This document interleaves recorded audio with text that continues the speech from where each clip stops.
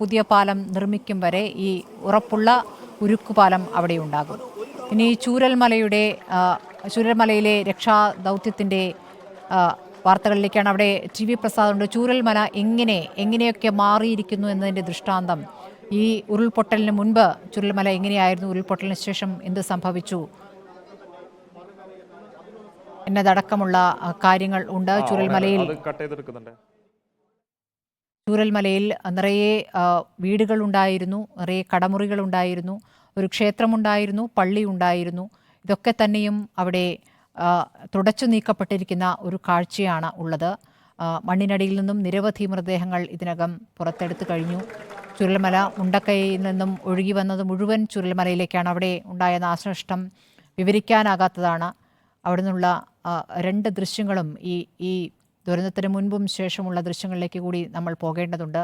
എത്രമാത്രം ഒരു പ്രദേശം മാറിപ്പോയിരിക്കുന്നു, ഒരു പ്രദേശം പ്രകൃതി ദുരന്തത്തിൽ എങ്ങനെ തുടച്ചു നീക്കപ്പെടുന്നു എന്നതിൻ്റെ നേർദൃഷ്ടാന്തം ആണ് കാണാനാവുക.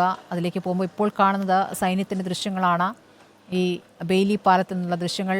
വനിതാ മേജർ ആയ ഷിൽക്കെയുടെ നേതൃത്വത്തിലാണ് ഈ ബെയിലി പാലത്തിൻ്റെ നിർമ്മാണം പൂർത്തിയായിരിക്കുന്നത്. ആ ദൃശ്യങ്ങളിൽ അവരെയാണ് കണ്ടതെന്ന് തോന്നുന്നു. മേജർ സീത ഷിൽക്കെയുടെ നേതൃത്വത്തിലുള്ള ദൗത്യമാണത്. വലിയ ഭാരമേറിയ വാഹനങ്ങൾ കടന്നു പോകാൻ തരത്തിൽ ഉറപ്പുള്ള പാലമായി വേലിപ്പാലം മാറിയിരിക്കുന്നു.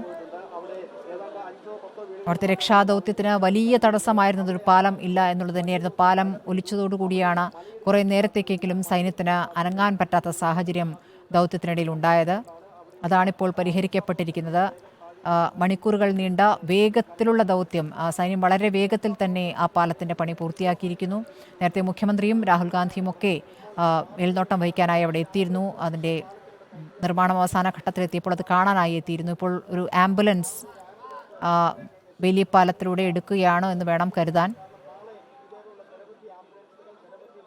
മുബഷീർ പി അക്ബറുണ്ട് വിവരങ്ങളുമായി. മുബഷീർ, നേരത്തെ സൈന്യത്തിൻ്റെ ഒരു വാഹനം അതിലേക്ക് കടത്തി വിട്ടുകൊണ്ടാണ് ഈ പാലം തുറന്നു കൊടുത്തത്. ഇപ്പോൾ സൈന്യത്തിൻ്റെ തന്നെ ആംബുലൻസ് അതിലേക്ക് എടുക്കുന്നു. ദൃശ്യങ്ങളാണ് ഇപ്പോൾ കാണുന്നത്.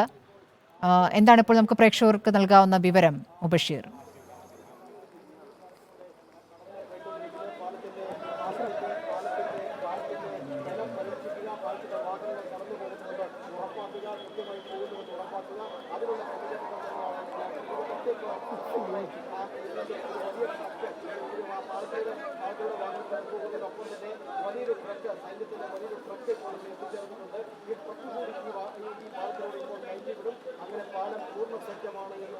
ബന്ധപ്പെട്ട കൂടുതൽ വിവരങ്ങൾ ഇതിന് നേതൃത്വം കൊടുത്ത മേജർ ജനറൽ മാത്യു, മലയാളി കൂടിയായ ഒരു സൈനിക മേധാവിയുടെ പ്രതികരണമായി തന്നെ നമുക്ക് അല്പസമയത്തിനും ലഭിക്കും.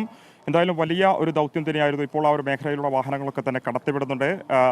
ആംബുലൻസ് ഉൾപ്പെടെയുള്ള വാഹനങ്ങൾ ആ ഒരു മേഖലയിലൂടെ കടത്തിവിടുന്നുണ്ട് എന്നുള്ളത് രക്ഷാദൗത്യത്തിൽ ഏറ്റവും എളുപ്പകരമാക്കാൻ പാകത്തിലുള്ള ഇടപെടൽ സേനയുടെ ഭാഗത്തുനിന്നുണ്ടായിരിക്കുന്നത്. 24 മണിക്കൂർ കൊണ്ടാണ് ചരിത്ര ദൗത്യം ആ സേന പൂർത്തിയാക്കിയത് എന്നുള്ളത് നമ്മൾ വീണ്ടും വീണ്ടും പറയേണ്ടിയിരിക്കുന്നു. ശക്തമായ മഴയുണ്ടായിരുന്നു ഈ ഭാഗത്ത്. ഒരു ഭാഗത്തുകൂടെ പുഴ കുത്തിയൊലിച്ചു വരുന്ന സാഹചര്യം ഉൾപ്പെടെ വലിയ തിരിച്ചടിയായി നിന്നൊരു സാഹചര്യം ഉൾപ്പെടെ ഉണ്ടായിരുന്നു. അതൊക്കെ തന്നെ മറികടന്നുകൊണ്ടാണ് ഭക്ഷണമൊക്കെ തന്നെ ഒഴിവാക്കിക്കൊണ്ട് ഉറക്കം പോലും ഇല്ലാതെയുള്ള സേനാംഗങ്ങൾ ഈ ഒരു ദൗത്യം ഏറ്റെടുത്തുകൊണ്ട് അത് പൂർത്തിയാക്കിയിരിക്കുന്നത്. വലിയ ഭാരമുള്ള തൂക്കമുള്ള അതിൻ്റെ ഉപകരണങ്ങൾ അവർ ചുമലിലേറ്റിക്കൊണ്ട് പോകുന്ന കാഴ്ചയൊക്കെ